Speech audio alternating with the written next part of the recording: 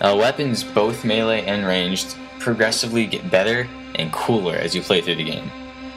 Now, if you've played Warhammer before and you're a little familiar with it, you'll be happy to see some of your favorite weapons, such as the Melt-A-Gun and the Plasma Rifle. Now, I think the coolest part of the campaign is using the Jump Pack.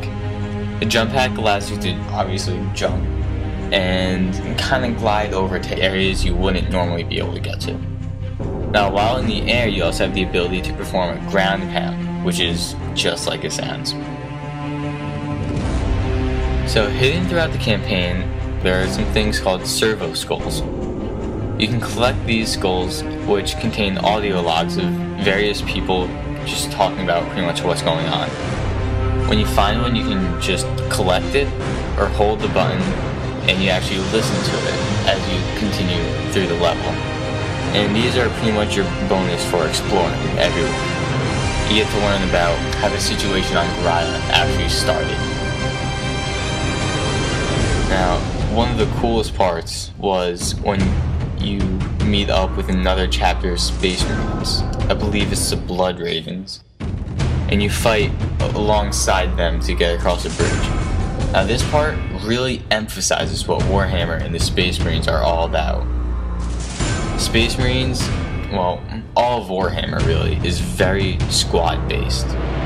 You need to have a squad of mixed heavy support, range support, and your mid-range support. They all have their different perks and they work together to destroy the enemy. Now, this is very customizable in the tabletop game, but the Space Marine campaign, it doesn't really capture that aspect of the universe at all. But that's where the multiplayer comes in. Now, I wasn't really sure what to expect for the multiplayer, but THQ and Relic delivered a fun and addicting multiplayer experience. I only wish there were more game modes, which I think may actually be coming out as DLC, but don't quote me on that, I'm not 100% sure. Now, there are two game modes. You have Seized Ground and Annihilation. Seized Ground is pretty much the same as Domination from Call of Duty, while Annihilation is like Team Deathmatch. Just like any other game, as you gain experience, you level up, you unlock perks, you unlock new weapons, and then as you complete challenges, you unlock new armor.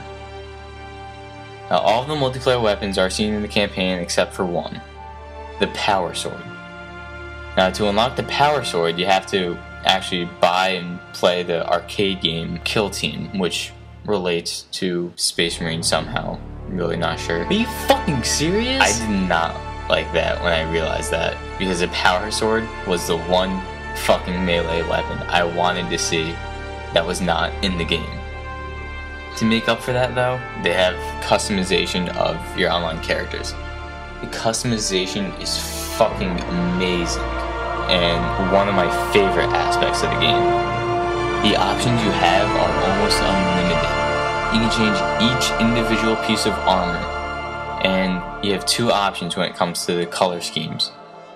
You can either choose your color scheme and have it applied to the entire model, to every piece of armor, or you can individually select each piece of armor and change the color schemes for that specific piece. I could literally spend hours just customizing my characters.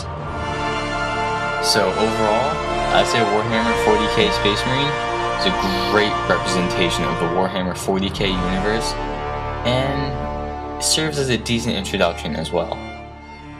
Now, the graphics and the story were both good, and the scenery was fucking amazing. It really got that feel of the Warhammer universe. And besides just a few polish issues and a few things missing, I would say Space Marine is a great game. So I would give Warhammer 40k Space Marine an 8 out of 10. That's to buy it used. However, there is a problem with that. If you do buy it used, you probably won't be able to play too much multiplayer.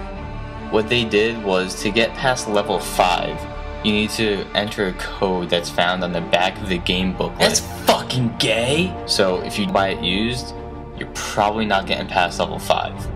So I'd say give it a rent, and if you like it, it's worth the $60. And, you know, I could always use some more guys to kill online. This is Jogan from the Crave crew. We got what you crave.